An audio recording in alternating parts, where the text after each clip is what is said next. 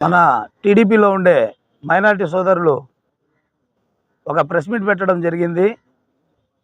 ఆ ప్రెస్ మీట్లో పట్టణ అధ్యక్షుడు అనే అతను రహీము గతంలో కూడా అతనికి ఆల్రెడీ చెప్పున్నాము, అయినా అతనికి మాట్లాడడం చేతగట్లా. ఇప్పుడు పిల్లలు స్కూల్ మారినప్పుడు ఓనమాలు వచ్చా రావా వాళ్ళకి ఏ విధంగా నేర్చుకోవాలనేది నా టీచర్కి తెలిసి ఉండాలి. అదేవిధంగా ఎవరినైనా నువ్వు కొనుక్కున్నప్పుడు నాయకుడిని అతనికి ఏం తెలుసు, అతని సబ్జెక్ట్ ఉందా లేదా, అతని విషయం ఏందనేది కనుక్కొని కూర్చోబెట్టి మాట్లాడిస్తే దానికి ఒక అర్థం ఉంటుంది.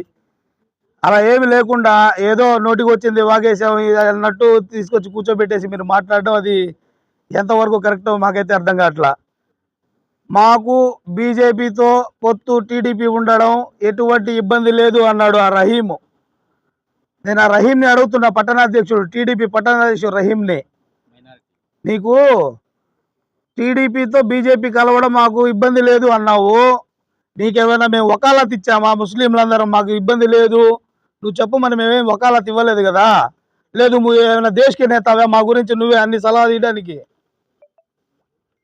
నీకేదైనా అవకాశం ఉంది లేదు మాట్లాడాలనుకుంటే టీడీపీలో ఉన్న మైనారిటీ నాయకులకి ఇబ్బంది లేదు అని నువ్వు స్పష్టంగా చెప్పాలా.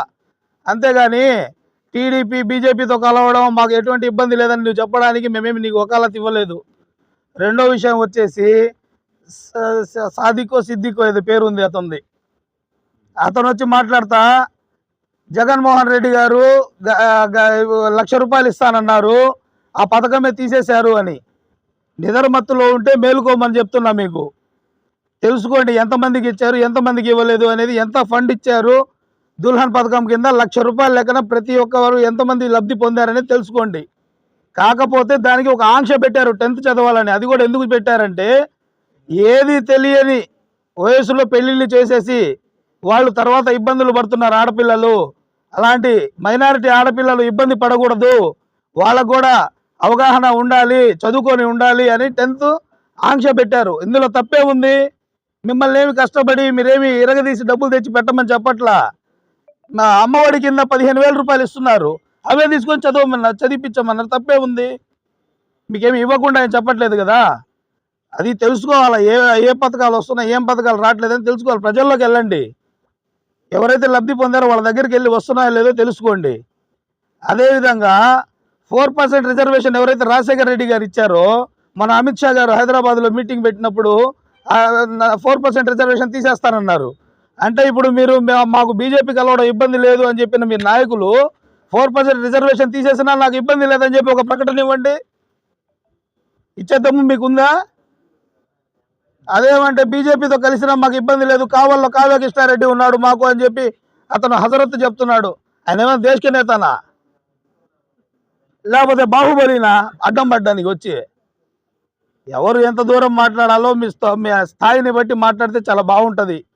ఇప్పుడు లేస్తే మీరు ఎమ్మెల్యే గారి గురించి మాట్లాడుతున్నారు, అదే అక్కడ ఉండే మాయ మాటలు కాదు, అడుండి మాయలు కాదు, ఇక్కడ ఉండి చేసినప్పుడు నువ్వు అదే ఖబరస్థాన్లో వచ్చి అదే అక్కడ మాట్లాడిన నాయకుడు ఎంతమంది జేసీబీలు పెట్టి పని చేయించావు, ఎంతమంది ఎన్ని టిప్పర్లు తోలిచ్చావు మట్టి నీకు తెలీదా? ఈరోజు ఏమైనా కొత్తగా చూస్తున్నావా? గతంలో నువ్వే కదా దగ్గరుండి చేయించావు, ఎమ్మెల్యే గారి దగ్గర మొత్తం కూలీలతో సహా నువ్వే కదా తీసుకెళ్ళి ఇస్తున్నావు కూలోళ్ళకి. ట్రిప్కి దాదాపు 70,000 రూపాయలు 80,000 రూపాయలు తీసుకెళ్ళి ఇస్తున్నావు కదా. ఈరోజు పార్టీ కండువా మారంగానే ఎన్ని మారిపోయినాయా? మనం పార్టీ మారినప్పుడు నువ్వు అక్కడ ఏం చూసుకోవాలో ఆయనకు వచ్చి ఆయన జేజేలు కొట్టుకో, తప్పులే. ఏదో నీకు రూపాయలు లబ్ధి ఉంటే చేసుకో, అంతేగాని జరిగే వాస్తవాలని మీరు అబద్ధాలుగా మార్చాలంటే అది ప్రజలు ఇష్టపడరు. రెండో విషయం వచ్చేసిందంటే జగన్మోహన్ రెడ్డి గారు ముస్లింలకు చేసింది ఏమీ లేదు అన్నారు. ముస్లింలకు ఏం చేశారు అనేది నేను చెప్తా విను. ఎవరైతే ఆయన మాట్లాడారో హజరత్ ఎవరో ఆయన మాజీ కౌన్సిలరో ఏమో, కనీస జ్ఞానం లేని వాళ్ళకి ఎట్లా ఇచ్చారో కూడా అయ్యో అర్థం కావట్లా నాకు. వినండి, తెలుసుకోండి. 14 వివిధ కార్పొరేషన్లకి చైర్మన్లు ఇచ్చిన ఘనత జగన్మోహన్ రెడ్డి గారిది. 34 మంది స్టేట్ డైరెక్టర్కి ఇచ్చిన ఘనత వైఎస్ జగన్మోహన్ రెడ్డి గారిది. 234 మంది కోఆక్షన్ మెంబర్లకు ఇచ్చారు. 234 మంది మున్సిపల్ కోఆప్షన్ మెంబర్లు ఇచ్చిన ఘనత జగన్మోహన్ రెడ్డి గారిది. 7 మంది మున్సిపల్ చైర్మన్లు ఇచ్చారు స్టేట్ వైడ్గా, 2 మేయర్లు ఇచ్చారు, 2 డిప్యూటీ మేయర్లను ఇచ్చారు. అలాగ చూసుకుంటా పోతే ఇంకా మన మండల ప్రెసిడెంట్లు కానీ సర్పంచ్లు కానీ చాలామంది ఉన్నారు. ఇవన్నీ ఎవరిచ్చారు? గతంలో ఏదైనా ఇచ్చిందా? ఒకరికి ఇచ్చారు, అది కూడా 6 నెలల ముష్టి పదవి. ఫరూక్ అనే అతనికి లాస్ట్లో 2014లో గెలిచిన తర్వాత 2019 దాకా ఏమి చేయలే. 2018లో 6 నెలల పదవి ఇచ్చారు. అదే నారా హమారా టీడీపీ హమారాలో 7 మందికి నంద్యాల పిల్లల్ని దేశద్రోహం కేసు పెట్టినప్పుడు అప్పుడు అడిగినప్పుడు వాళ్ళు ఏమని అడిగారు? మిమ్మల్ని మీరు ఏదైతే హామీ ఇచ్చారో అదే అడిగారు. మేము వక్ఫ్ భూములని పరిరక్షిస్తామని చెప్పి మీరు అన్నారు కదా, వాటిని మీరు ఎందుకు చేయలేకపోయారు మీ అసమర్థత వల్ల అని చెప్పి వాళ్ళు ప్లకార్డులు చూపించిన దానికి దేశద్రోహం కేసులు పెట్టారు.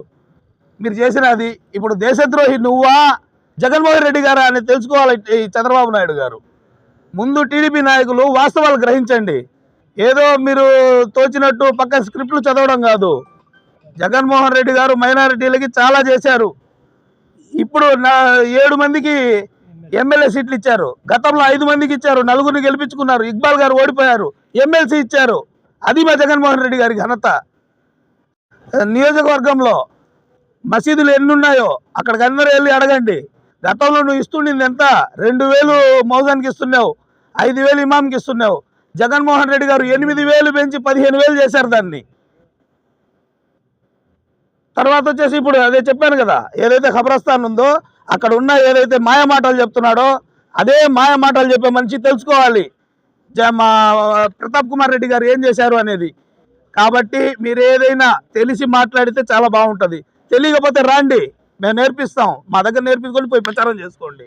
అంతేగాని తెలిసి తెలియని మాటలు మాట్లాడి అనవసరంగా మా చేత మాట్లాడేయడం ఇదంతా కరెక్ట్ కాదు. కాబట్టి తెలుసుకొని మాట్లాడితే చాలా బాగుంటుందని కోరుకుంటున్నాను.